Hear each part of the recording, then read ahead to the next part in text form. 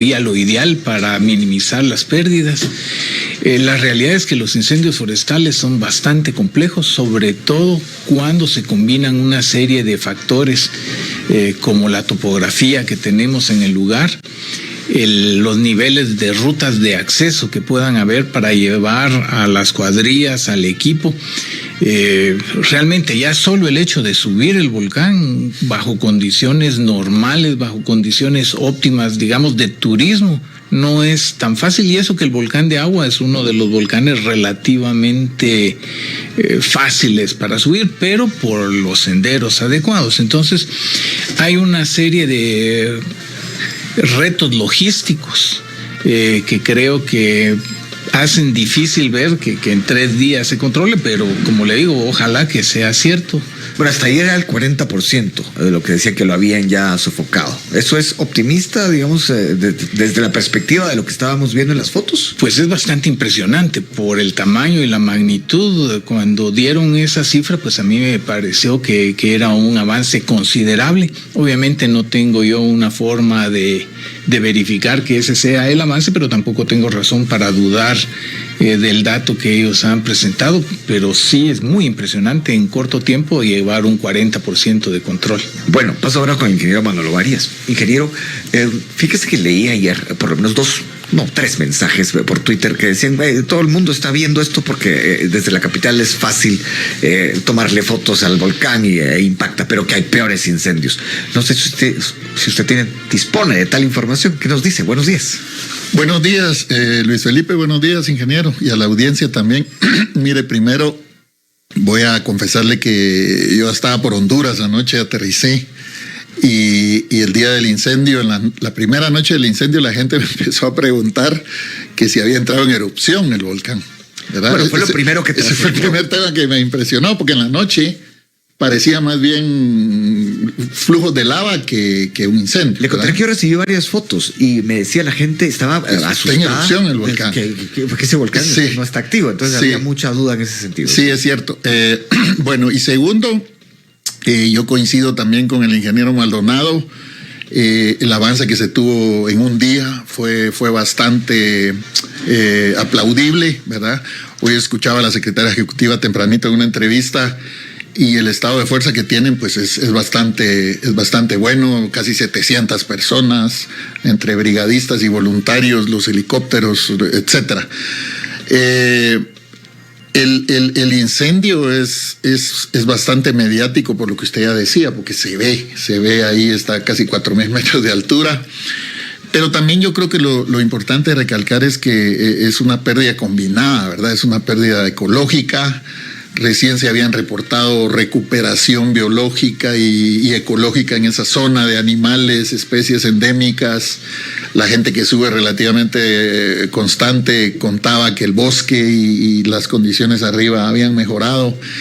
Y eso es lo primero que hay que resaltar. Lo otro que yo resalto es que por experiencia, yo sé que una zona con incendios forestales es una zona que hay que ponerle atención en el siguiente invierno, porque el calor del incendio forestal provoca cierto cambio físico en el suelo que va a dificultar la infiltración del agua en las próximas lluvias. Entonces la posibilidad de erosión en toda esa zona quemada va a ser muchísimo más alta. Está comprobado que una zona quemada después, bajo condiciones de invierno, es generadora de flujos de lodo. Y esos flujos de lodo viniendo de la parte alta del volcán, habrá que ponerle mucha atención en el próximo invierno. Antes de volver con el ingeniero Maldonado, me llama la atención mucho de lo que usted dice, pero hay algo especialmente. Usted dice que el miércoles por la noche estaba en Honduras y empezó a recibir llamadas.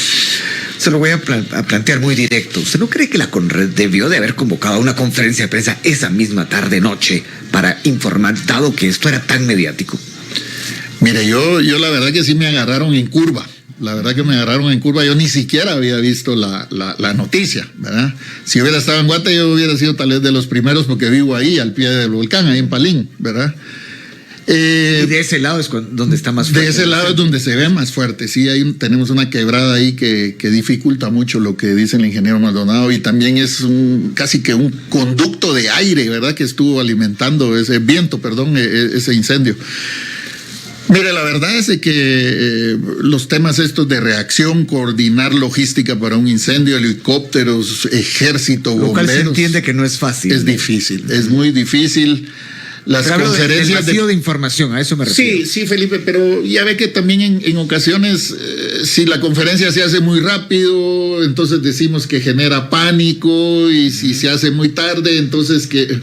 ¿Verdad? Yo creo que los tiempos siempre son en función de los recursos que tiene la institución, ¿verdad? Yo ahí no quisiera emitir opinión si fue muy rápido o muy tardío.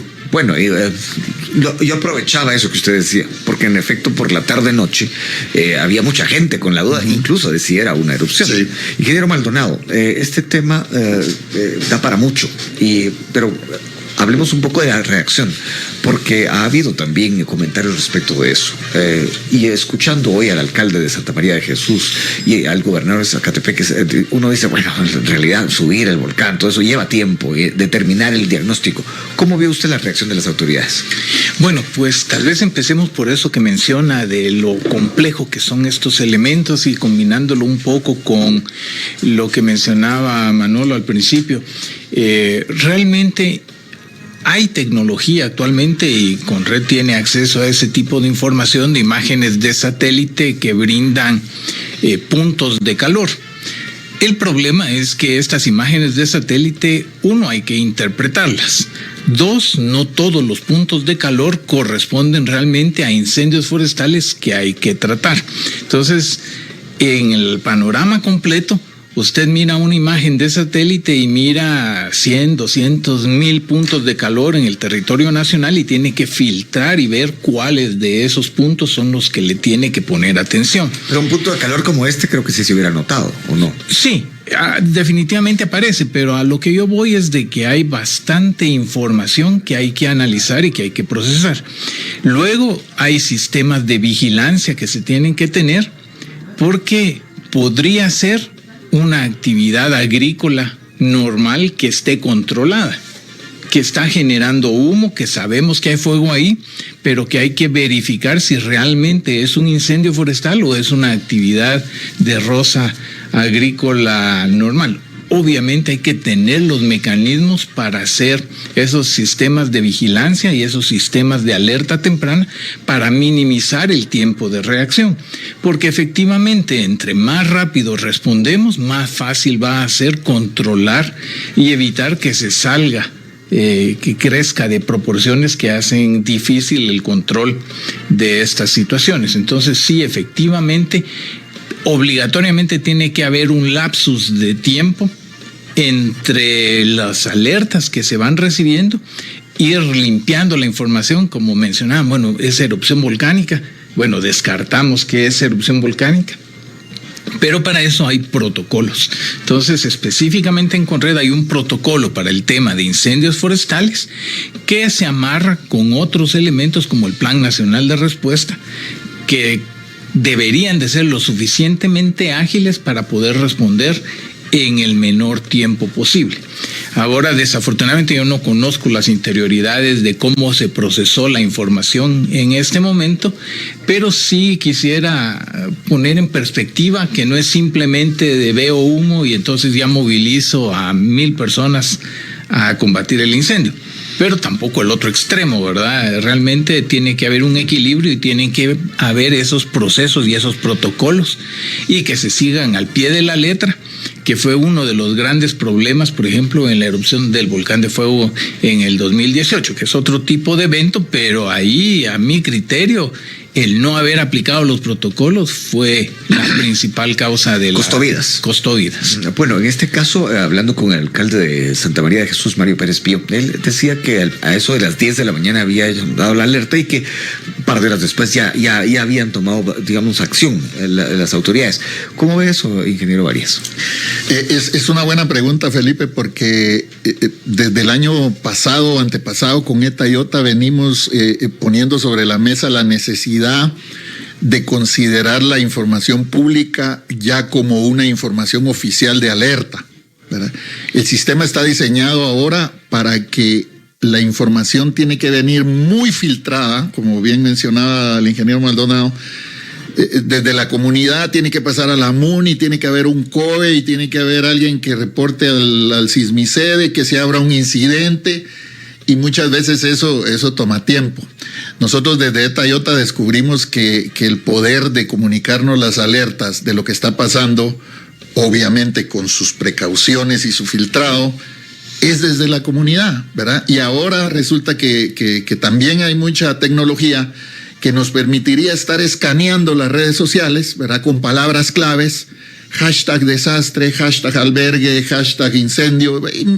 Se le pueden meter al sistema 2000 palabras que están relacionadas con un incidente, y que desde ahí tengamos el primer luzazo, ¿verdad? Por supuesto, después vendrán los mecanismos formales de informe y de reporting, pero si decimos que la responsabilidad de la primera respuesta está en la comunidad, bueno, démosle también un poquito de crédito para decir que la primera alerta puede venir desde la comunidad. Entonces yo creo que es momento de... Y así fue ahora. Así es siempre, Felipe. Lo que nos está faltando es determinar cuál es ese protocolo, ese mecanismo, para decir, sí, esta alerta ya sonó 10 veces, ya no es solo de una persona, ya son 10 funcionarios que nos la mandan, entonces activemos, ¿verdad? Yo creo que por ahí va un poquito la solución yo creo que de la detección idea es temprana. Que los expertos le digan a nuestra audiencia cómo fue la reacción, cómo es lo que ustedes observan hasta ahora. Pide la palabra al ingeniero Maldonado. Sí, solo para complementar, es muy importante lo que dice Manolo, pero de hecho eso está incorporado en los protocolos. Por ejemplo, en el protocolo, no en el de incendios forestales, pero en el de actividad volcánica, sí está establecido que automáticamente al recibir la alerta se tiene que subir el nivel de alerta institucional, porque eso permite una reacción rápida y poder analizar esa información en el menor tiempo posible. Sí, la reacción rápida, que uno de ustedes, creo que fue usted, ingeniero Maldonado, que dijo que bueno, por un fueguito no se va a armar algo que no corresponde, claro, digamos. Y todo eso hay que interpretarlo y lleva tiempo. El tiempo, ya que hago alusión a él, 9:20, es momento de pausa. Regresamos pronto.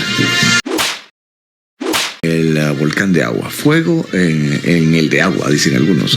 Y resulta que fue tan impresionante para muchos ver estas fotos del miércoles por la noche y el seguimiento como tal, que al final de cuentas de esto que es grave y que no es agradable de reportar, se pueden sacar muchas conclusiones. De ahí las preguntas que se formulan hoy a dos expertos. Me refiero a los invitados presenciales de hoy, Alejandro Maldonado y Manolo Varías. Ambos son expertos en el tema y nos están ilustrando acerca de cómo ha sido la respuesta de las autoridades y cómo se puede esperar lo que venga en los próximos, ojalá 2-3 días, para resolver lo que está ocurriendo en el volcán, pero también acerca de los otros 14 incendios, porque no es poca cosa lo que está sucediendo. Ingeniero Maldonado, cuando hablamos de que la temporada de incendios es de noviembre a junio y que en febrero estamos en estas condiciones, ¿tenemos que preocuparnos un poco más de la cuenta o es, digamos, lo que sucede cada año y hay que enfrentarlo con lo que tenemos? Bueno, obviamente es de ponerle atención, y hay aquí un elemento adicional que creo que ya lo hemos discutido en otras oportunidades, que es el tema de la institucionalidad y de la disponibilidad de recursos que hay, no solo para el tema de incendios forestales, sino para la gestión del riesgo en general. Pero en el caso concreto de incendios forestales ha sido una larga batalla por la institucionalidad del manejo de esta temática. En el año más o menos, creo que 2000, la Secretaría de Coordinación Ejecutiva, que en esa época era el ingeniero Harris Whitbeck, el que estaba ahí, se preocupó mucho por la temática y creó el CIPECIF, el Sistema de Control y Prevención de Incendios Forestales. Y como a él le interesaba el tema, quedó bajo la Secretaría de Coordinación Ejecutiva y él tenía el suficiente poder político para conseguir un buen financiamiento para la creación, la formación, el equipamiento de los especialistas, de los técnicos, de los expertos en esta materia. Entonces íbamos muy bien encaminados en Guatemala en esa época.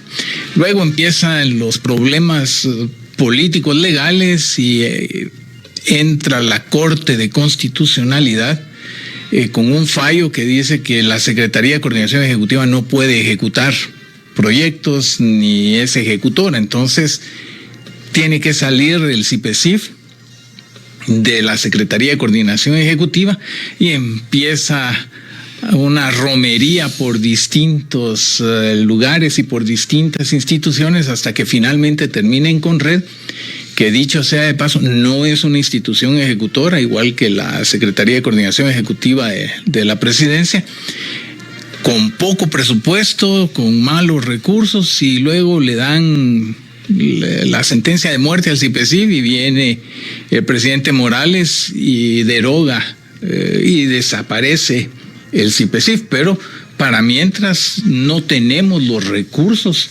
ni la institucionalidad adecuada para hacerle frente a esta problemática, que se complica muchísimo precisamente por lo que usted menciona de la temporalidad. Es decir, no es una institución de los 365 días del año que va a estar combatiendo incendios, pero la idea era que el resto del tiempo estuviera en proyectos de capacitación, de formación, de enseñarle a los agricultores el uso correcto del fuego.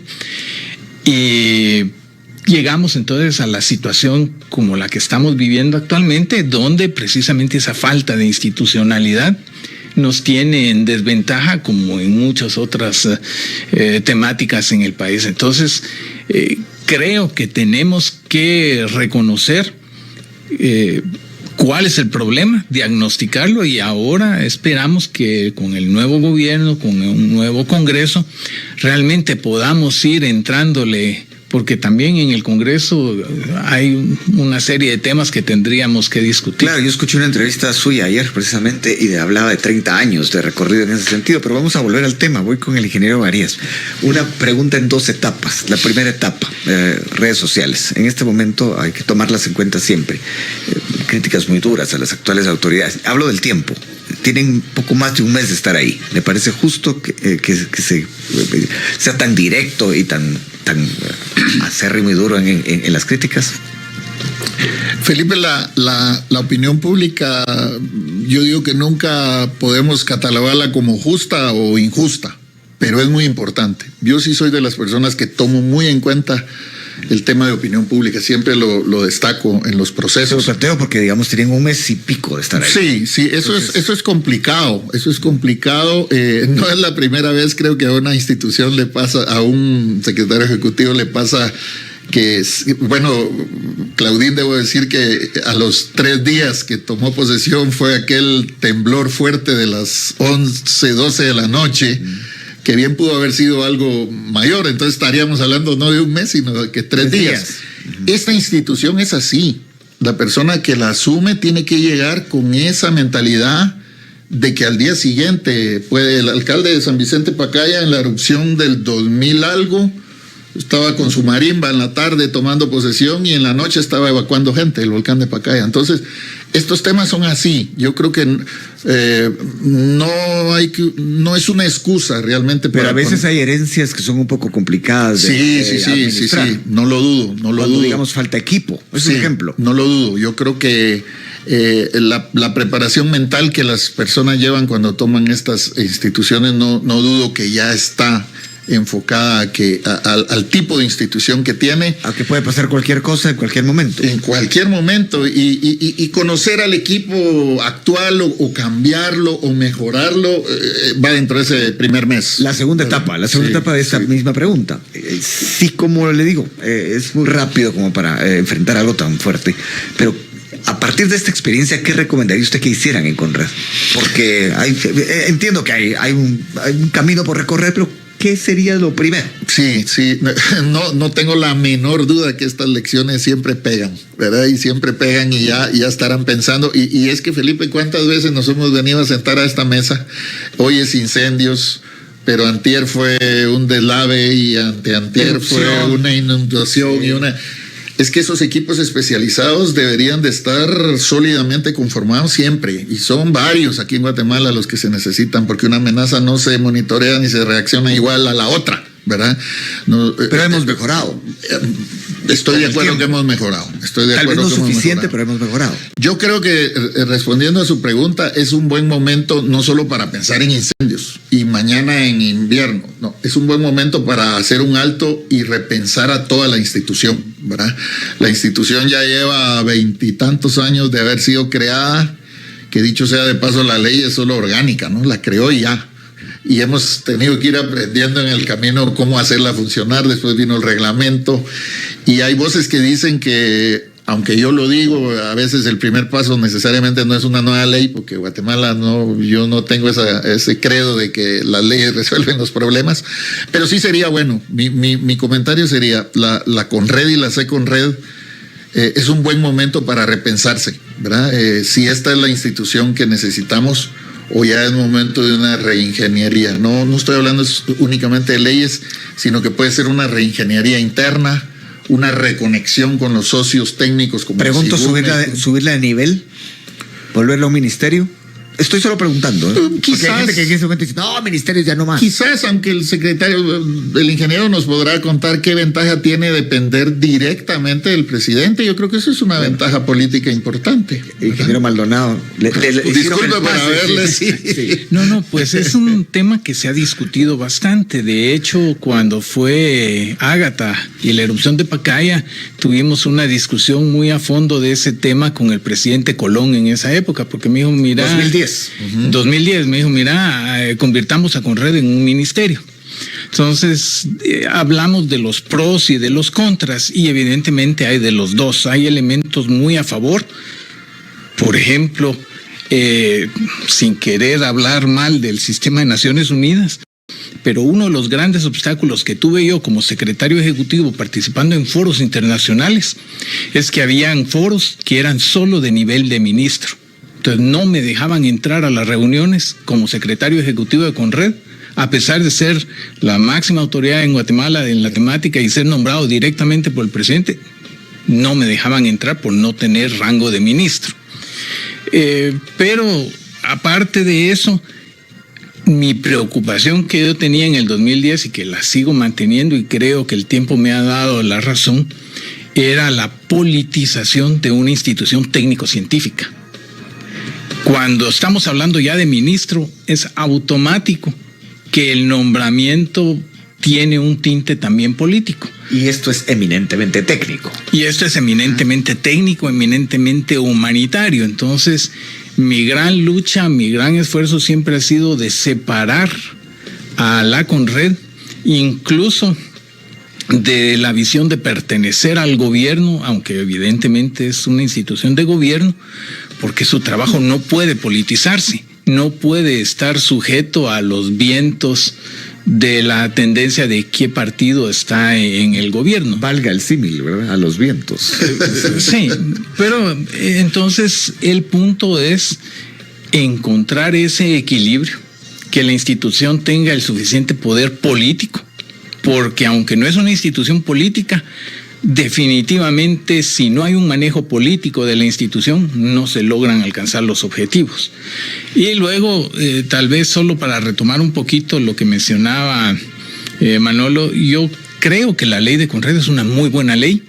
Yo realmente le miro que se puede mejorar algunos aspectos. Ayer en otra entrevista creo que lo mencioné, el tema del Fondo Nacional Permanente para Reducción de Desastres solo es un artículo en la ley, pero que vale la pena, y tal vez podemos platicar de los recursos y el fondo más adelante, que se pueden mejorar dentro de la ley. Pero aparte de eso, regresamos yo hago mucho la analogía con la ley de tránsito.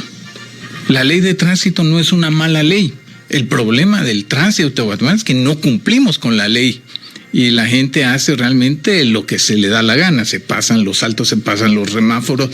Entonces, en Guatemala ya hemos ido creando, en 20 y pico años de trabajo, un andamiaje, un marco lógico, un marco teórico bastante sólido, bastante fuerte.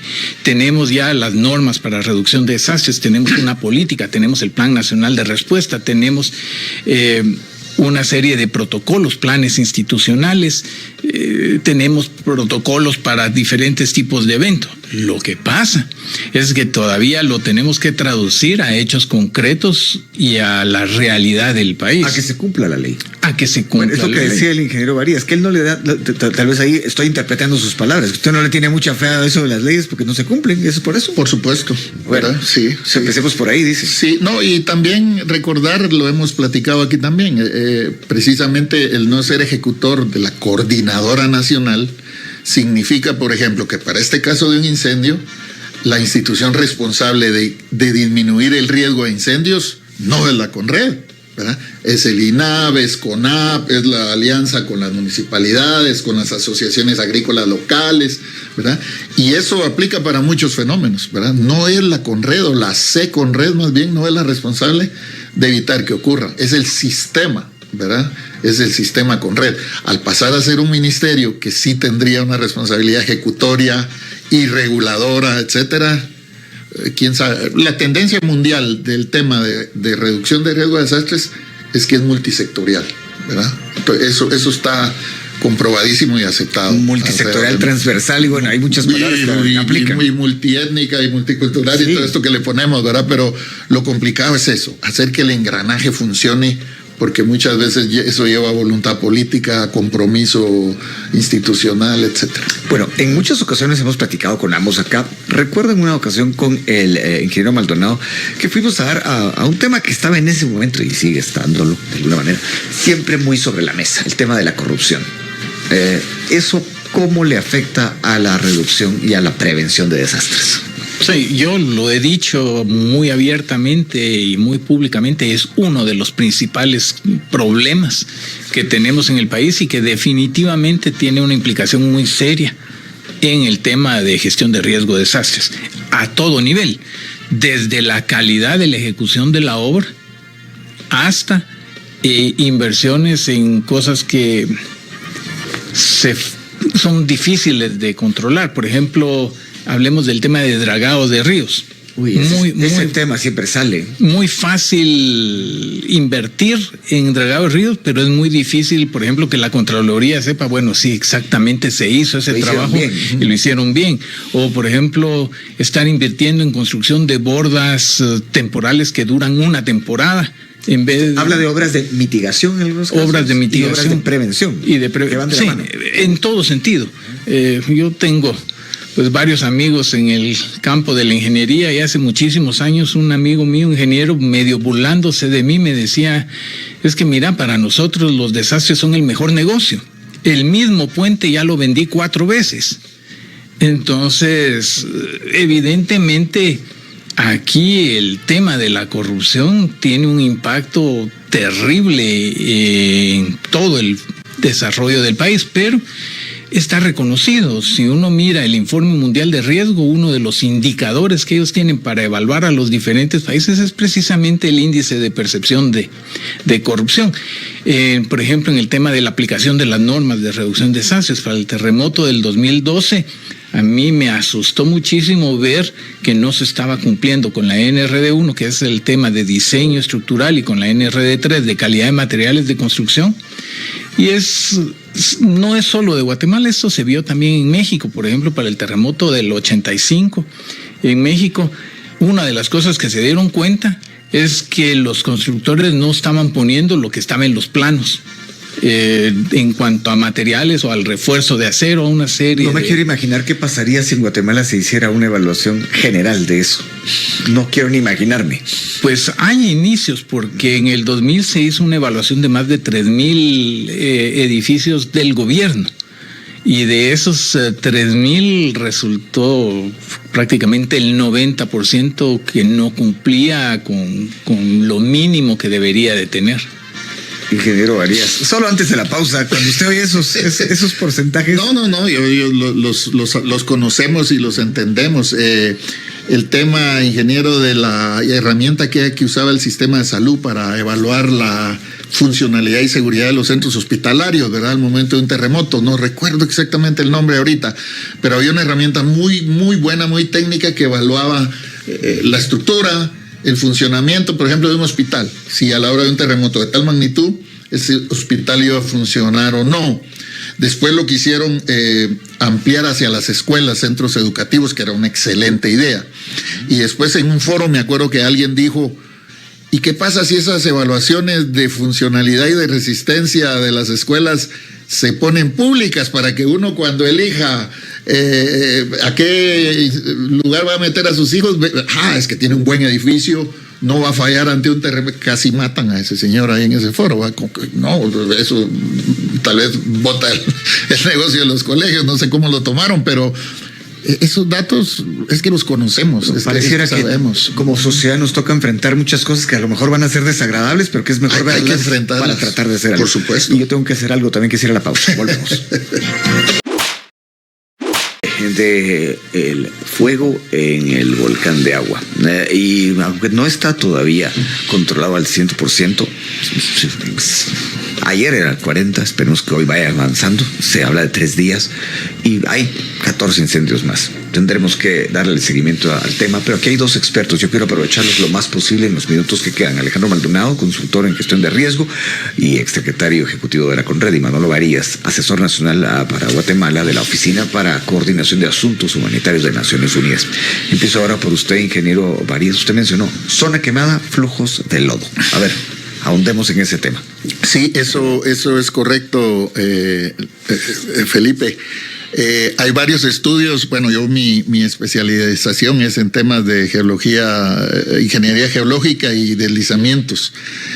Resulta que cuando hay un fuego, hay un incendio forestal, la capa superior del suelo sometida a altas temperaturas sufre un proceso, digámosle, de cristalización, ¿verdad? Las partículas internas, el agua, los minerales que van ahí, pues ante esas altas temperaturas se cristalizan. Entonces forman una capa relativamente impermeable, dependiendo del tipo de suelo, puede ser 10, 20 centímetros. Entonces, obviamente, en la siguiente lluvia, el agua no va a filtrar. El nivel de escorrentía va a aumentar, ¿verdad? Y por lo tanto, el arrastre, la erosión y la posibilidad de un flujo de lodo se ha calculado que es a veces hasta 4 o 5 veces mayor. Esto lo podemos ejemplificar, no fue el caso, pero por ejemplo en Panabaj, en 2005 con el Están, eso fue lo que sucedió arriba, ¿verdad? Primero hubo un deslizamiento por la sobresaturación del suelo por el agua, y luego ese material se comportó como un líquido y generó el flujo de escombros que sepultó Panabaj y parte de Sanchaj, ¿verdad? Ese fenómeno, que es relativamente in situ natural, exacerbado por un incendio forestal, puede amplificarse 2 o 3 veces. Eso está comprobado. Hay formas de intervenir, digamos, ahorita, después del invierno, para disminuir esa cristalización, pero me temo que el tiempo que hay entre ahorita, que ya estamos prácticamente en marzo, y en mayo, que posiblemente empiecen las lluvias, ya va a dejar muy poco margen de acción para hacer algo. Así que lo más que vamos a tener que aumentar es la observación y el monitoreo. Bueno, me aprovecho también de la charla que sostuve con el gobernador de Zacatepec, Osvaldo Díaz. Él decía que había subido unas 15 veces cuando era más joven. Lo puntualizó.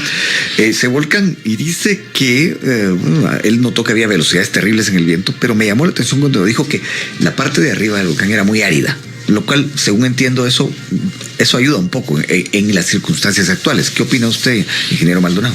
Bueno, sí, definitivamente el fuego necesita un material combustible para poder propagarse, pero tal vez solo regresando rapidito a lo que mencionaba Manolo, además de la parte física, de los cambios físicos y el aumento del riesgo de otros problemas, hay otro factor muy importante que tenemos que cuidar muchísimo, y es que muchas veces estos incendios se usan para cambiar el uso del suelo.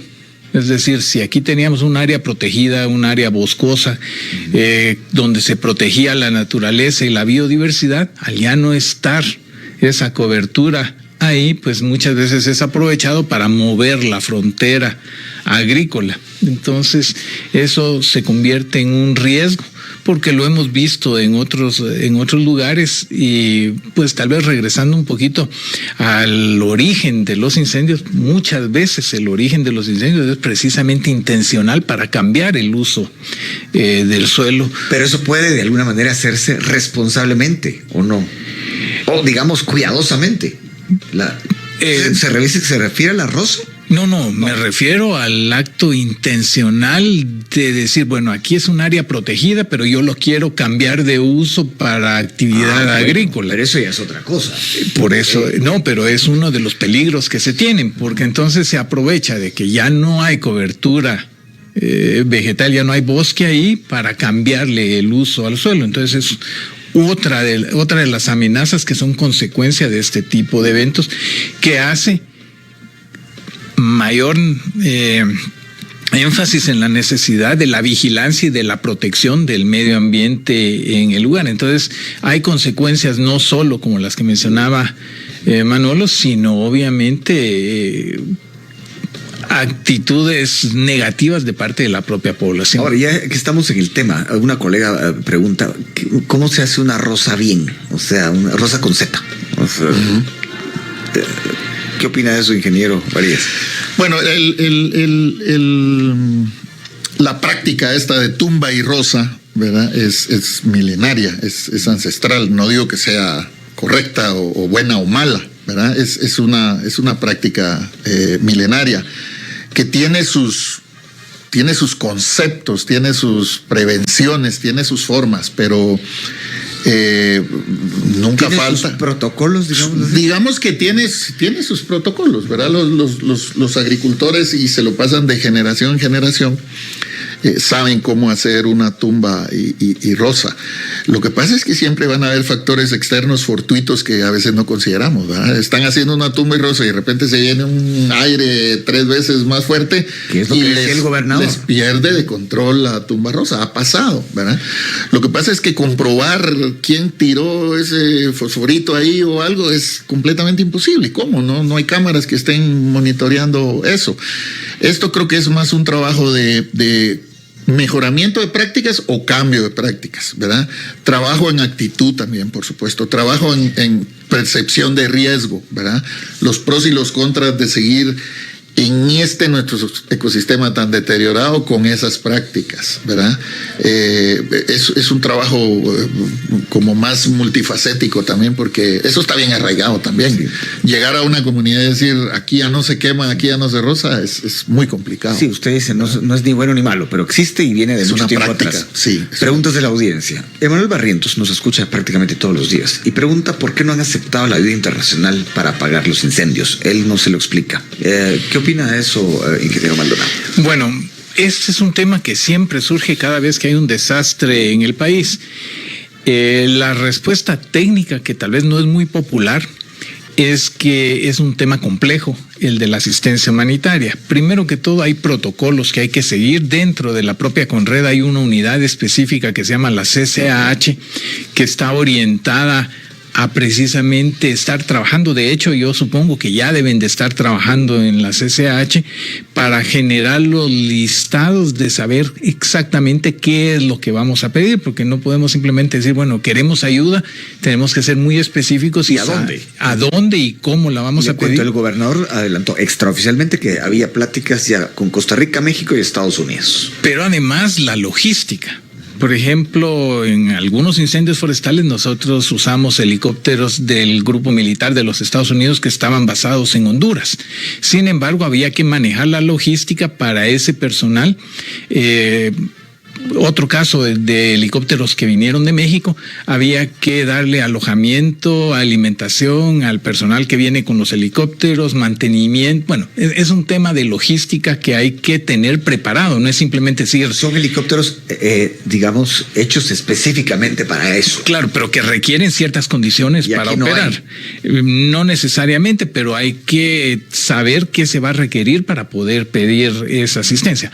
Pero luego, la mayoría de países tienen protocolos específicos de cómo reciben ellos la solicitud de cooperación internacional. En el caso de Estados Unidos, de la Unión Europea, no mueven absolutamente nada si no hay una declaratoria oficial de estado de emergencia en Guatemala. Eso normalmente se traduce en algo que no es muy popular, que es un estado de calamidad. Entonces muchos países le dicen, mire, si usted no ha hecho una declaratoria de estado de calamidad previo, ni siquiera venga a pedirme asistencia humanitaria, porque no vamos a movilizar recursos mientras no se cumplan ciertas condiciones. Entonces, claro, esto puede ser ágil, puede hacerse rápido, pero sí requiere cierto manejo apropiado, y luego que no siempre ayuda o es bienvenida a la cooperación internacional, a veces viene a poner más presión en el trabajo que se está realizando. Es de evaluarlo. Realmente no conozco las condiciones específicas de este caso, pero sí estoy seguro que tienen que estar siguiendo los protocolos. Mucha gente comunicándose conmigo, por eso estoy viendo el celular. No es descortesía. No, claro. Lo único es que les pregunto, y estas son cosas que en la radio es así, tienen un ratito más, diría, se quedan un momentito más Sí, para claro, poner la claro, pausa. claro. Bueno, pausa, volvemos. Sí.